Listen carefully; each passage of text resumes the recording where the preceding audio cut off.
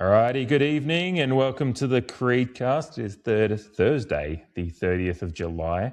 So that means it's squad show time. Your Port Adelaide Footy Club, of course, playing some Saturday evening footy on Saturday evening, 6:05 p.m. against the GWS Giants this week. So a nice little Saturday night clash and what's looking like an okay weekend for early August weather that it'll be, being that it is the start of August on Saturday for our game day.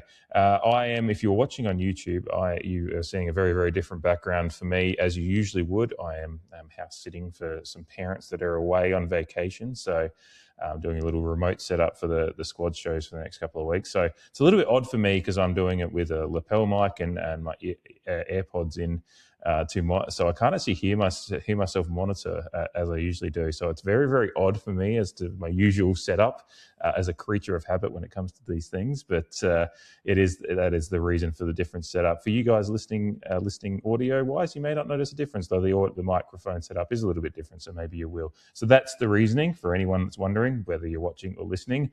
But good evening, Jamie. Welcome to the portable setup. It is bit of a throwback to the early days of us recording together, but here we are.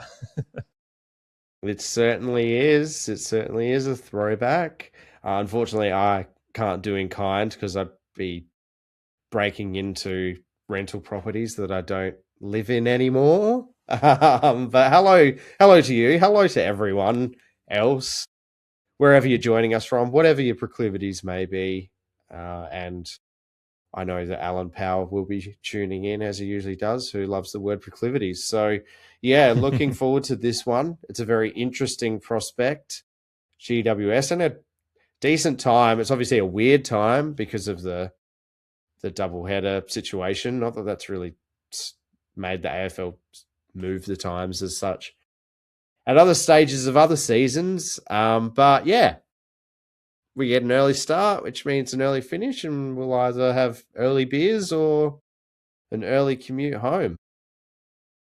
Yeah. It's funny, the time just hasn't really bothered me all that much. I'm actually look at it and go, yeah, no, it is nice because it means you're not going to be out and about too late. Although not that I'm against it, but I don't mind a 5 or 6 o'clock kickoff myself. Being that if a Port Adelaide game day is what I'm planning around, then whatever the time may be, I'm going to be around for it. I generally don't plan any other festivities for a Port Adelaide home game day if I can help it, and my family and friends are well aware of those kind of ideals I live by, which helps me.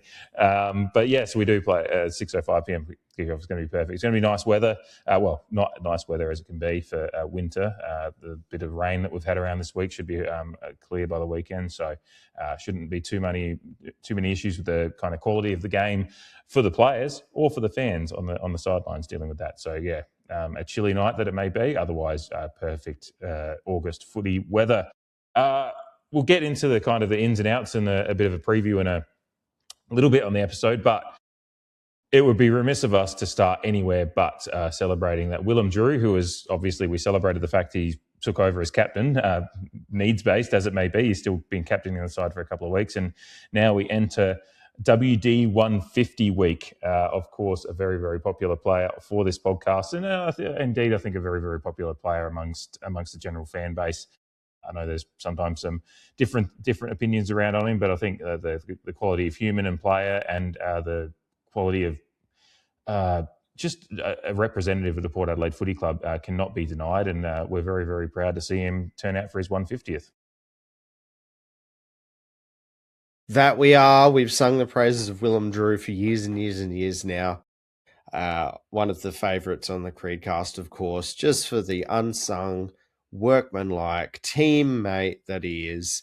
And as I've said once, twice, thrice this year, you just got to listen to the people that he works with to know or to try and understand the value of Willem Drew, because while his statistics don't look that good, or perhaps when you're watching on television, the impact on a game doesn't seem as obvious, but the feedback that we always hear from players or coaches is how good of a teammate, how well he plays his role, all the things that he does that don't really get noticed. And that's why, I mean, apart from his ability to tag players, and that's that role's probably dwindled a little bit in recent times, but I think that's where a lot of people fell in love with him, was his ability to really shut out opposition players but also do those team things and do the defensive aspects of the game when you need that balance. So we're obviously very happy for him. 150 games. And I always forget that after he was drafted, obviously a good draft from a longevity point of view. I believe it was Pau Pepper, Todd Marshall, Willem Drew. I want to say Kane Farrell, but I may be blending a couple of drafts there. But regardless, even if it is just the three, that's a bit of a super draft. Like I said, in terms of longevity, and touchwood, SPP can get back healthy next year and Todd can continue on, building back into the side and whatever that looks like, so that we can, get a bit of a return on investment there. But Willem only playing 10 games in his first 4 seasons at Port Adelaide. And then once he did crack into the side, has played 139 straight, which is a phenomenal effort. And it just goes to show perhaps the recovery, how well he looks after his body, just the luck of not getting those injuries as well, that some other players tend to, have some reoccurring injuries or are prone to a particular type of injury. He seems to be keeping himself in pretty good nick and avoiding those, while still, putting his head in a hole and doing the defensive aspects of the game, which can cause a collision, knock, or whatnot. So touch wood, the streak continues. But yeah, a special moment for him being able to captain his 150th game. It is, yeah. I think it's, we'd love the season to have played out a bit differently as far as injuries go, particularly to the likes of Connor Rozee and Zach Butters, that have ended up in the situation in which Willem Drew is captaining the side.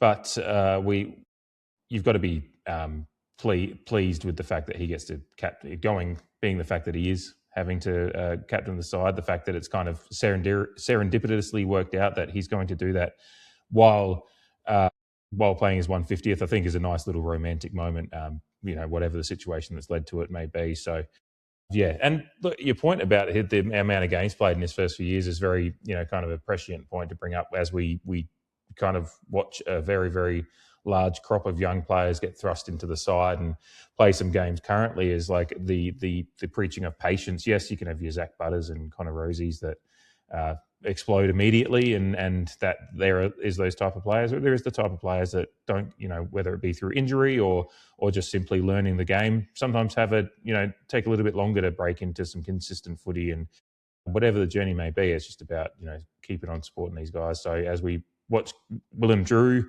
play his 150th, and as you said, his 140th straight, as it'll be once he gets to the day, he will be leading out a side of a lot of players that are very early in their career, and will be, looking to him as a kind of guide to whatever the journey may be. You can get there if you keep applying yourself and do that hard work. So he's an example, a very, very good example to both our players and then plenty of players around the league as well, I think. As you kind of brought up off air about, some very, very good players from Brisbane, such as Hugh McCluggage, kind of singing the praises of Willem Drew and kind of just enjoying how they got there, really, which is really cool. In an Instagram post this week, Hugh McCluggage, who played with Willem in junior footy, posted about them kind of, shaking hands as captains in the middle of the field last week. And, it shows that he's got some good mates around the league and a lot of respect around the league. That's a good point. And it was a nice post. It was, I think I might have only seen it on my feed because the Creed account liked it. But I was glad to, because it was a really nice moment, obviously. The game is the game, against Brisbane, that is, and what happened there. But yeah, it is always nice to see those connections and just to see the pathways that these players go on. And some nice, cute photos of young Willem Drew coming up through the Western, I think Rebels is the team, or Western. I'm thinking Western Jets, Western Rebels. They may be two different teams. I'm not up on my under 18s Vix team names. Yeah, no, neither. Because I think there's the greater Western, and then there's West. Yeah, I don't know. They were playing in the same under 18s team, and it was nice to see those pictures. But just to go back on the draft, Kane Farrell was taken in the 2017 draft and was the only player from that draft still on our list. 2016 was Todd Marshall at pick 16, Sam Powell Pepper at pick 18, and it was Joe Atley, actually the pick before Willem Drew, at pick 32, Willem being pick 33. Joe Atley, a lot of promise. Port Adelaide fans, I think, hoping that he'd come on as a bit of an Ollie Wines type, a few years after Ollie Wines was obviously drafted to Port Adelaide. And then in the rookie draft, we picked up Peter Laddams, Brett Eddy, and Jared Lena. So some noteworthy names there too in the 2016 draft acquisition period. And good that, regardless of the name, the Kane Farrell switcheroo that I did, still got a few names there on our list and deep into the 100, well past the 100 games mark, should I say. But this is about Willem, and he is a good boy. And I hope, apparently his rev up before Fremantle, in the words of Joe Richards, was, in Joe Richards' opinion, one of the best pre-game captain's addresses of the year. So I hope for his 150th, he's got something cooked up and gives our guys a bit of a spur on in a game that is actually quite winnable from my perspective. Yeah, and it's a very, very good segue into starting to talk about it as we head into what is the game being quite intriguing because of the fact that it is quite winnable. We're playing a side in GWS who are one of the few sides in the competition that can claim to have a comparable injury list to our Port Adelaide Footy Club. They have an extensive injury list. As I just click over to have a look, they've just this week lost Finn Callaghan for the season. Of course, they're missing, I think, the season injuries is Lecalier, Jesse Hogan, Phoenix Gothard, Tom Green, obviously from very, very, very earlier in the year, and then Toby Green, Darcy Jones, and a few others out as well at the moment. Brent Daniels, I think, is out. So there's a bunch of others. So a lengthy injury list as it is. So one that can be comparable to us, which may be, reasons as to why they're in the place they are. They're two wins ahead of us and are still right in the hunt for the wildcard spot. They are on the outside looking in. As someone who was watching baseball earlier today, and at this point of the baseball season, they're always putting up the score sheet of the teams that are in the lead of divisions, the teams that are in the wildcard spots, and the teams that are in the hunt. If you watch baseball, you're always used to seeing those ones, and NFL is pretty similar as well. So I look at the AFL table these days as a breakdown of top six, bottom part of the top 8, wildcard, and then in the hunt. And GWS are right in that spot right now. So they still have things to play for this year as far as where they're going, because they don't even have the pull of a potential number one pick to be trying to ethically tank for as we do. So they're kind of in this spot where, and if you listen to the media about GWS and the worries that people have with their future, it's like they do probably need to try to push for that wildcard spot to have a little bit of a positivity end to the season and see what they can do. If they, obviously a lot of players out for the season, it doesn't really matter, but they are still in the hunt and they're going to want to play for it. We're in a spot where Josh Carr, everything that he says, he doesn't want to, let off the gas at all or have any excuse for a poor performance or a way, kind of shutting up tools for the back end of the year kind of thing. He seems to want to demand a style and a level of input from the players that is something that he's going to use for his data going into next season and the seasons beyond as well. So it sets it up for the clash of these two teams as very, very intriguing in that aspect, even though, on paper you'd be like, oh, injury hit GWS and injury hit Port, like who cares? But it does mean that the teams are going in with some similar vibes and some intriguing aspects for what we can look for. How are you feeling about it? I was just looking before I throw to you. I was just looking at Wheelo ratings, who had us favoured marginally a couple of days ago, and now it's in GWS's favour. But it's like we're talking 58. They're talking 58% for a 6-point win or whatever. So it's these are kind of line ball calls, but it does show that it is marginal for every analytics betting aspects, whatever your proclivity may be. It is a marginal call and shows that it could be a very. I think it's got to be a close game, doesn't it? It has the makings of being a close game based on the analytics and predictive tools that some of these statistical outlets, live and die by. But I mean, for me, like it comes down to conversion, and I think it could be a 2 or 3 goal margin either way as well, because it's one team that is favourable in the contest on attack and one team that is more favourable on the defense. So it is really a clashing of some attributes that these two teams have kind of been able to hang their hat on, and it's just another chapter in putting our story of the year to one side, but GWS as well, just pulling some absolute rabbits out of a hat. They've lost the last 2 games, one including Essendon, and then the 2 games prior to that was a win against Geelong and Fremantle. So try and be a GWS fan and follow that form line. At least our form line, albeit mostly filled with honourable losses, at least it is somewhat predictable. But that doesn't take away from the fact that I think we're well in this game, just due to the chaotic nature of both teams fielding well below their best 23s. And, it'll probably come down to moments of brilliance or moments of composure by the leaders that are left in the respective sides. Yeah, it will. And it'll, just to briefly touch on the ins and outs for the teams as well. We have obviously had Logan Evans go out for the year, so he's out, and Brand Zerk-Thatcher has been omitted. I think we did touch on whether that would possibly happen, and the ins. I think you mentioned on our review show as we were looking towards this game earlier in the week, whether it be one of the Wills in Brodie or Lorenz, and Lorenz has been named in the side alongside Harrison Ram, who obviously only went out late on, was a late change in that Freo game due to illness. So, he gets to come back into the side and get his chance.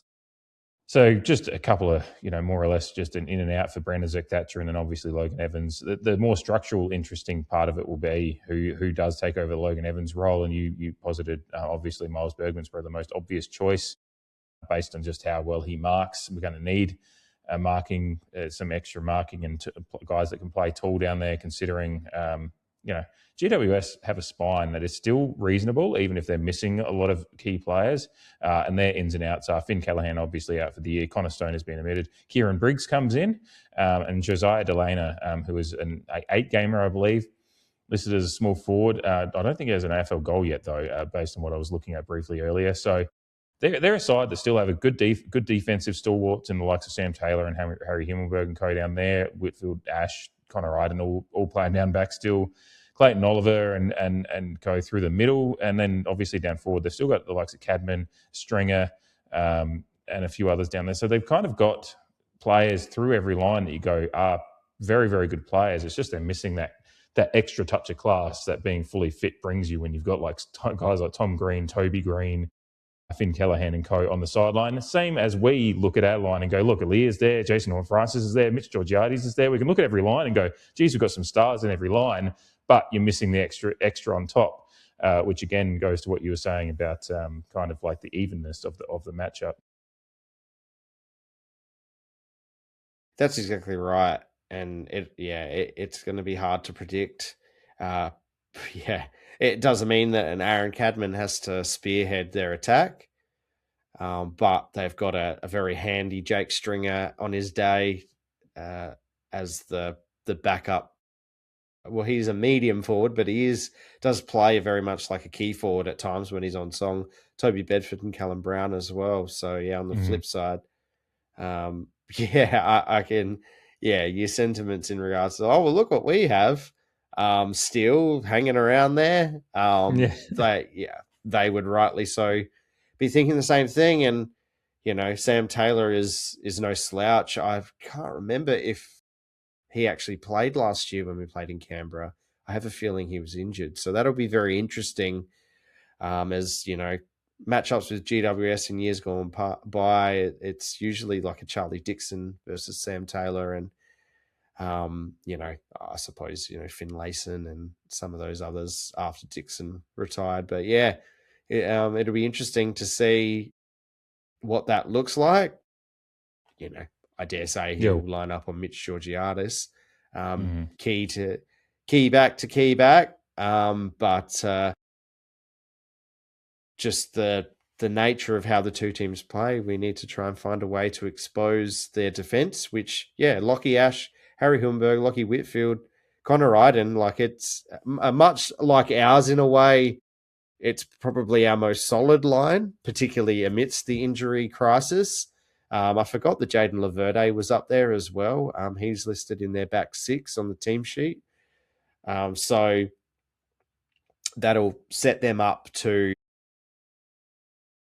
try and keep us at bay and potentially follow in the footsteps of other teams that we played up against, particularly recently, and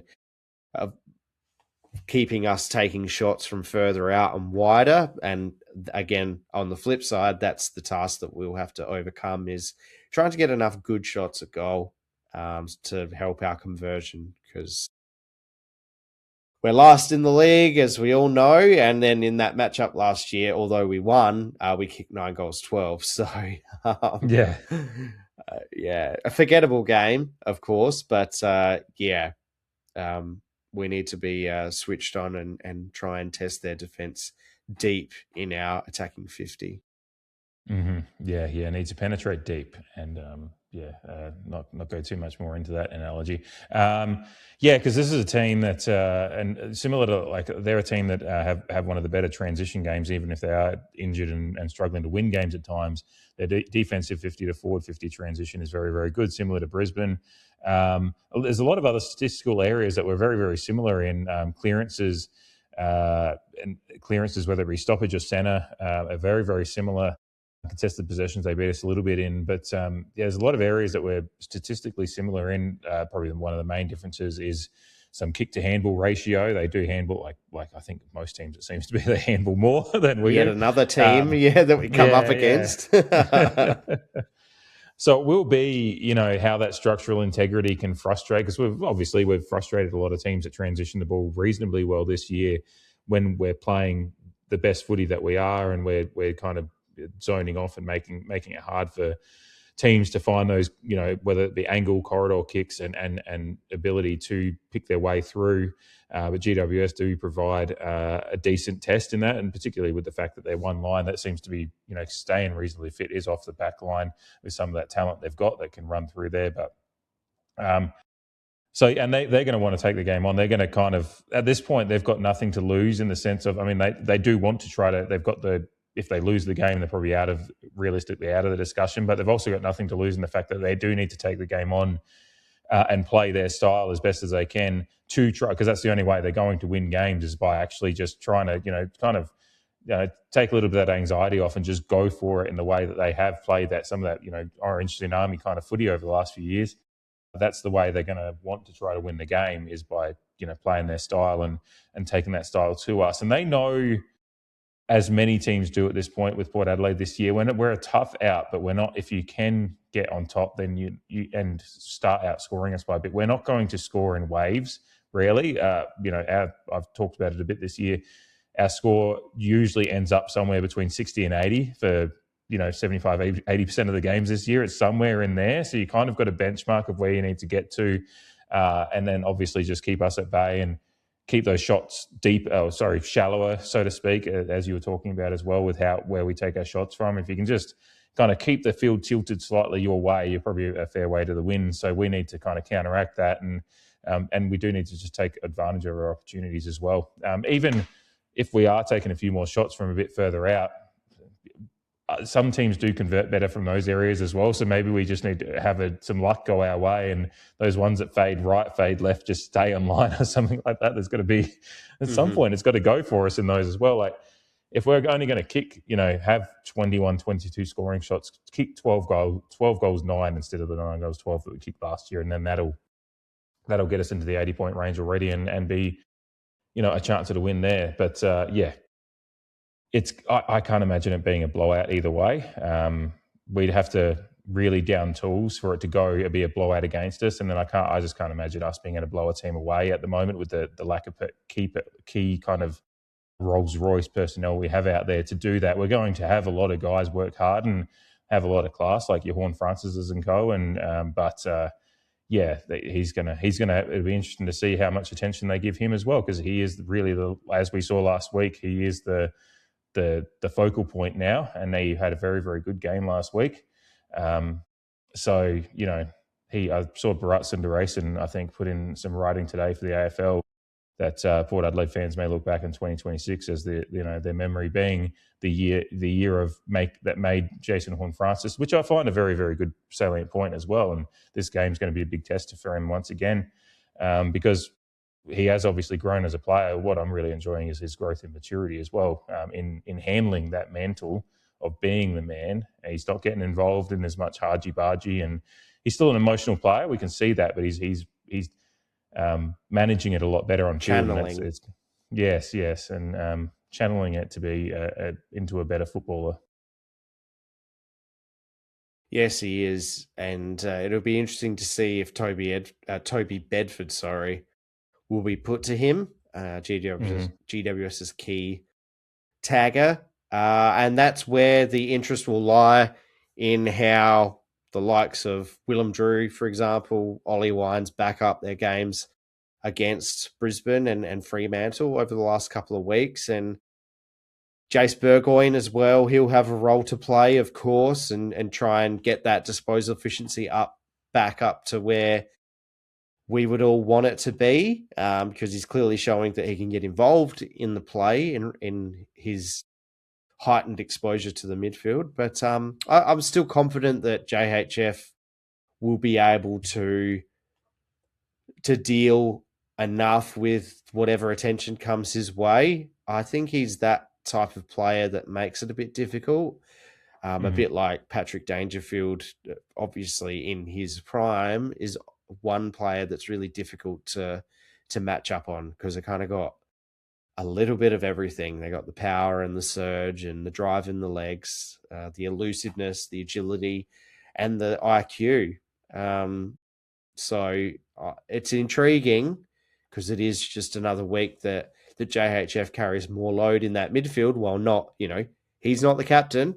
So it is on the likes of Drew and Wines, like I said, predominantly as kind of senior figures as well, to help carry that load. And I was just looking back on GWS's victory over Fremantle, as it's, one of the more noteworthy victories of the season.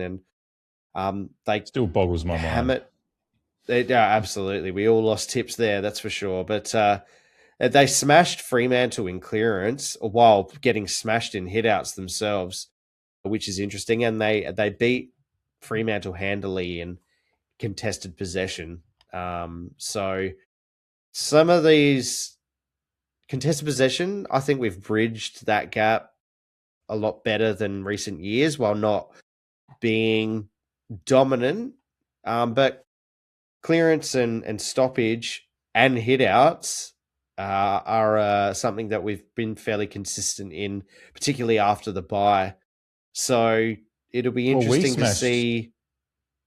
Yes. Just as a note, because you were talking about them smashing Freo at clearance, we smashed Freo at clearance, particularly when we were playing our best footy against Freo as well. And the clearance numbers at the end, while I think if you look at half by half, Freo evened it up pretty well in the second half. It's one of those areas of concern that people have had for Freo when they get beaten handily. So that's like an area that we both, GWS and us, kind of both share, is that we beat Freo pretty handily at clearance. So it's the clash of the Yeah. Titans as far as teams that beat PL wins. Because as we all know, Titans took on the gods. So, yeah, the Titans are now clashing. Hence the clash of the Titans. What a way to extend upon that. Yeah, so again, it adds to the intrigue. You know, they would have had a Finn Callahan. If I just kind of pad quickly, yes, of course they had Finn Callahan when they did beat Fremantle, who they don't have now. So the reliance on Clayton Oliver is just to that next degree, and he's actually had a serviceable year, but with the help of a Cornelio, who thankfully after that mire that he was in for 2 or 3 years, he's come back out in the other end of it from a footy fan perspective. He is just falling into that kind of swan song role player type peg, for want of a better term. But yeah, they'll have Xavier O'Halloran go through there, and then it's, you know, your Ryan Angwins, who is a promising young player, Harvey Thomas, who is also another promising young player. But the fact of the matter is they're relying on a couple of leaders in Clayton Oliver, and I mean Cornelio has been listed as a follower too. It'll be interesting to see his CBA numbers at the end of the game, but it's the opportunities. Excuse me, the opportunities are there to really, in accordance with our dual ruck setup, and they've selected as such to battle that with their 2 rucks in Madden and Briggs. Sweet is in that gooder form that he is also contributing as a midfielder, not just a ruck, if that makes sense. And then Dante, like we've discussed, is finding that balance that I guess we've been longing for as he's been building into his AFL career. A couple of weeks there, it was the efforts around the ground, but then he's also been able to chip in with some goals and obviously kick multiple goals on Sunday against Brisbane. So with that being said, it's a great opportunity for us to gain ascendancy and hopefully drive it forward for more than 2.5 quarters, or nearly 3 quarters. There's you know, one of the more predictable parts of us now with our injury crisis is that we probably can't play a full 4 quarters, although it would be great to see if we can play a great 3 quarters and then not give up that big run of goals that we have unfortunately suffered recently in that 4th quarter, wherever that may land. Obviously not talking sequentially, but in that 4th quarter where we might have a down quarter, which is to be expected, I would say now, just mitigating the hurt that we suffer in that moment or in those moments. Yeah, because that has been a feature of some of these losses, is like just one run. That's all it takes to kind of get that break on us, and then we don't have, as I kind of mentioned before, our scoring power just isn't good enough to be able to kind of have a run ourselves that bridges that gap. We haven't really had any of those this year. We threatened it against Geelong, but we just kept on missing. So, a few. We kicked 4 straight against Brisbane. It'd be nice to turn a 4 straight into a 5 or 6 straight. Yeah, and then not have them go quick, kick a couple straight after that as well. 7 or 8 straight. No, it is just the nature of our season, but yeah. Good. So what's your prediction for this one? Because it is unlike the last few weeks where we're kind of like, we're probably going to lose. This is one that I'm genuinely intrigued as to where your head and heart are at and if they are in unison. Oh, my head and my heart are battling. And again, the conscience of doing it for Dougie, and wins don't really, contribute much for us apart from potentially dragging us further away from. Yeah, no, but Oh, I know. unfortunately, out of the 2 home games that we have left, I think this is the better opportunity to win. And I think we deserve that, just another piece of nourishment. Obviously, I think we can win against Essendon the last round of the season, which will be in Melbourne. But yeah, in terms of just for the fans that have come out all season and stuck fat and supported the boys, just a Saturday night against an opposition that we can beat. I'll be happy if we win, of course. And so, therefore, I mean, with all things being equal, because I think, regardless of what these predictions have said, we've tended to exceed expectations more often than not. We've had our disappointing moments, but I think we've exceeded expectations. And Josh Carr and the coaching group have been able to keep our guys focused coming into games and getting something out of them. So in that regard, I think we are capable of winning by a couple of goals. Yeah. I think that's where I'm kind of at as well. As I think home field is a big thing as well. Get, as you said, maybe the last chance realistically for us to see our team win for 2026. Our men's side that is. So it'd be nice if they could do that this weekend. Give the fans another little taste of victory and something to take away as we start looking. We're getting really, really close to the back end of the year now, and we'll be earnestly looking at list management and different things going into 2027. So it'd be nice to have one more taste of victory. And I think, a 10 to 15 point margin could be well in the offing. I just don't, as I said, don't think either team has the ability to run away with it, but I'd love to be surprised by our ability to do it for one time this year would be nice. Looking forward to it. I do encourage everyone, if you have your tickets and have nothing to do on Saturday night, to get down there. I know it's sometimes that those crowds drop off, listeners drop off as well as the team struggles at the back end of a year like this. But we appreciate the diehards that are hanging around every week listening, and certainly appreciate the diehards that do continue to get down to Adelaide Oval and support the team. So it is Cultural Heritage Series as well. So a good a celebration of the different and a team. Our team currently is an incredibly multicultural lineup, which is I'm very, very proud of. I know you are as well, and whether it be Singaporean and Josh Lai, there's been lots of good material around him in particular this week, with him being one of the newer ones on the scene. Alir, of course, South Sudan. Isava Adegalia, Fijian representative, Dante Vicentini, Italy. There's lots of different backgrounds, and Astasopoulos, the Greek background as well. The Port Adelaide did a very, very good little slideshow of and of course our First Nations representatives as well. So it's a good chance to once again celebrate that diversity that we certainly celebrate, that is a part of this team as well. I celebrate it every single day in my appreciation for multiculturalism, and I'm not getting on any soapbox here. I just genuinely do.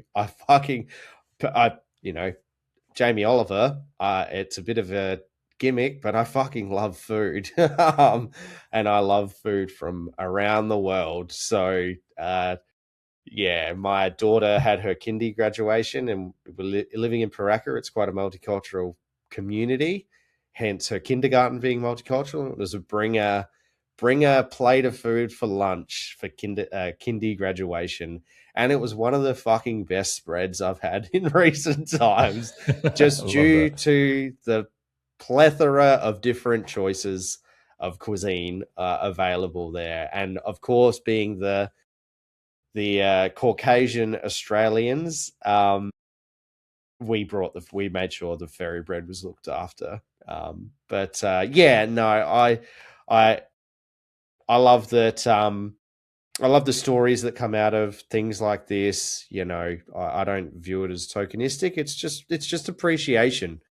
And there's nothing wrong with appreciating anyone, really. People love to be appreciated. And if you appreciate someone, go and let them know that you appreciate them. They'll feel good about it. I definitely appreciate Port Adelaide Football Club. I appreciate its connection to country, First Nations, what they do there. and obviously the multicultural part of society as well, and their efforts to involve and include, people with backgrounds such as Aaliyah, who are coming over as refugees or born in refugee camps like he is, and introducing them to the great game of Australian rules football, which we all love. A fantastic opportunity there to and it's not necessarily for you or I. It is for the young girls and boys who have those backgrounds, who aren't familiar with Australian rules football, and becoming more aware of what it is, what it represents, what is available to you as a child who perhaps wants to play a sport in Australia. We all have role models. We all look up to different people in the world, and this is a good opportunity to highlight potential new role models for children and young people growing up. I thought Josh Lyer had Pacific Islander roots, but I was wrong. But fantastic, like Singaporean. That was cool it was cool to know that, because it's hard to kind of play guesswork, even though it was in appreciation, but, trying to pick people's ethnicity, it's an awkward line to walk just as the average Joe talking about other people. So it's cool to actually know a little bit more about his background. And my assumption in him being a Pacific Islander was just purely based on his toughness. So that doesn't change regardless of what his background is. And it's really great that him and his family still make the effort to go over to Singapore to stay connected with their family over there too. So yeah, good to know a bit more about the people that we support from week to week. Absolutely. And you were talking about role models, and anyone that's listened to the show throughout the year knows that Josh Ly's instantly become my role model. So I'm a 38-year-old, apparently grown man, and a young role model. It's like the reverse. Yeah. Oh, I fucking love Josh Lyon. I'm looking forward to seeing him continue to do what he does out the back end of this season and going forward. Can't wait for the match. Encourage you to get down there and shout out to us if you are down there. Come around for a beer. I think we both owe a few people beers based on votes in Wilson Grey. On the votes, so. Yeah. And feel free to, jump into the DMs, slide into the DMs or whatnot. Tap us on the shoulder at Adelaide Oval. People have done that. Yeah. We're good for it. Yeah. One more thing to close out this weekend.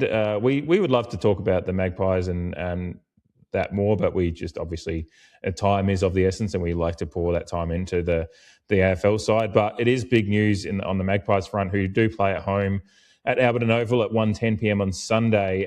Dougie Cochrane has been named to make his debut. It's not his SANFL debut, of course. It's well known, his debut for Central Districts last year, where he kicks 4 goals in an incredible debut. And obviously this year he's been dealing with some knee tendonitis and getting back from some surgery around that.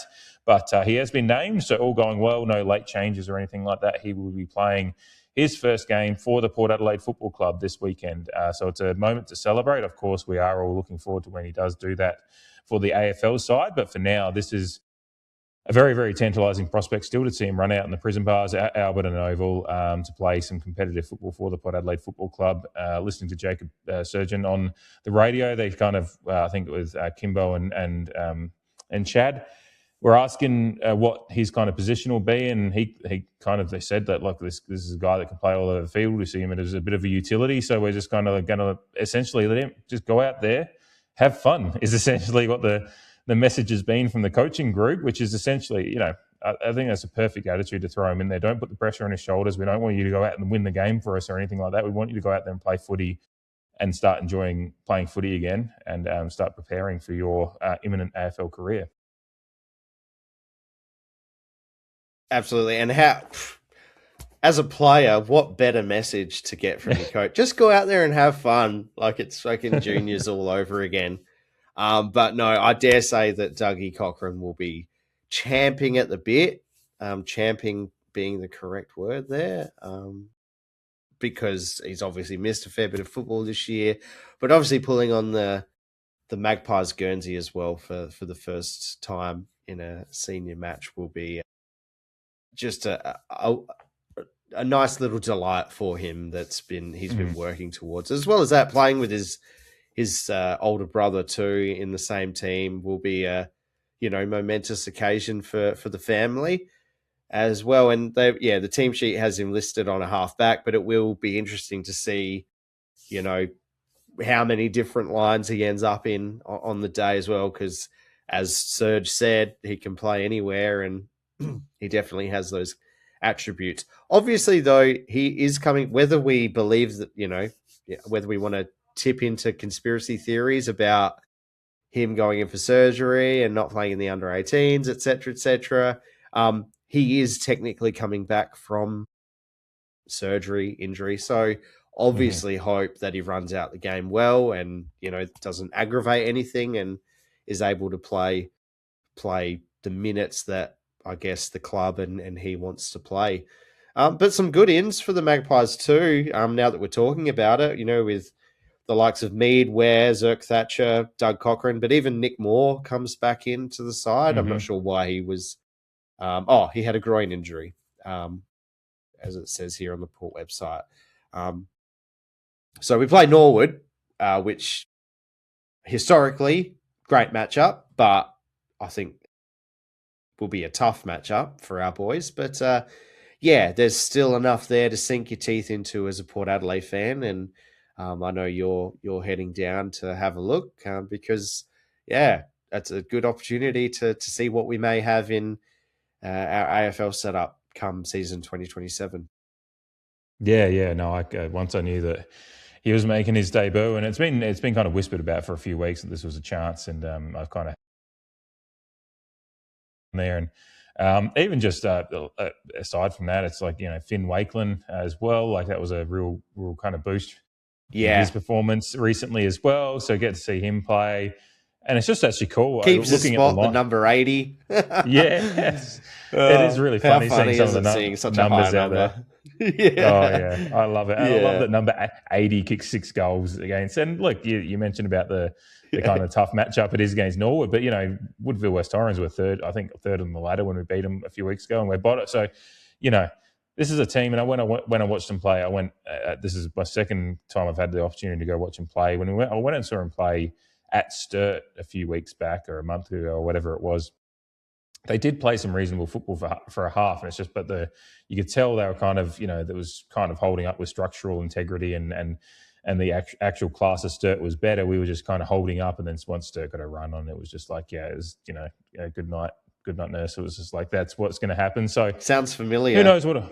Yeah, it does. Yeah, I did think that when I was down there. So it's one of those things that, look, I just hope we see, a competitive outfit, but more so, I just want to see Dougie Cochrane play and get through a game and be a part of his, debut match in Portcullis. And it's cool. Like I mentioned Wakelin, obviously the Cochrane brothers, but then you've got a few other Jackson Mead's out there. Mead, yeah. Rome Burgoyne's out there as well. So there's a few there's a bit of Port Adelaide royalty kind of running around. Yeah. So it's just a little like fuzzy, heartwarming kind of feeling seeing that lineup and go down and enjoy it. So, and there's no better place to go on a nice sunny winter. I wonder if all the dads will rock up. Yeah. I mean, obviously Stewie's going to be down there. You'd assume. I don't actually know where he's. He's had his health struggles at times, but I assume he's going to be down there. And obviously, I think I've been down there and seen Peter Burgoyne down there before when I've been at a game. So, and Sean as well, and co. So there's always a lot of kind of former players floating around there. So, I think with this one in particular, especially being the day after a home game too, you usually see. Like the AFL boys up on the balcony and bits and pieces like that. So it'll probably be a fairly well attended game of football, like in the context of a Sunday SANFL game. I have to imagine it is, and if you're a full season membership with the Port Adelaide Football Club AFL side, I think, I don't know where the cutoff is, but I assume as long as you've got an 11-game membership, I think you get full access to, Magpies home games. So if you've got a full season ticket membership for Port Adelaide AFL side, and you haven't been, just don't get around the Magpie side. If you are thinking about it, you should have a ticket if you go into your account, there's just a little ticket down the bottom that gives you access to every SANFL home game. So you don't even have to pay to go down there if you want to go down there. So encourage everyone, get down to the side, see the side on Saturday night at Adelaide Oval, and then just have a little Sunday stroll down to Alberton on 1:10 p.m. Sunday and get around the boys down there as well and see the future staff of Port Adelaide and Dougie Cochrane make his debut. So it's going to be a fun little weekend. Yeah, the boys. Yeah, it is. I think that about wraps us up for tonight, Jamie. Nice little quick one. Well, I say quick one. We still got to 50 minutes, but felt quick, felt nice and smooth. So enjoyed it. Looking forward to catching up with you as always on the weekend. And absolutely catching up with everyone else we owe a beer for if they tap us on the shoulder. That's right. Yeah. And voting is now closed for this week's segment. I think it's closed anyway. But it is. Yeah, thanks everyone. Yeah. Enjoy the end of your week. Enjoy your weekend. Calm the power. See you for a beer. Absolutely. My sentiments exactly. Calm the fucking bear.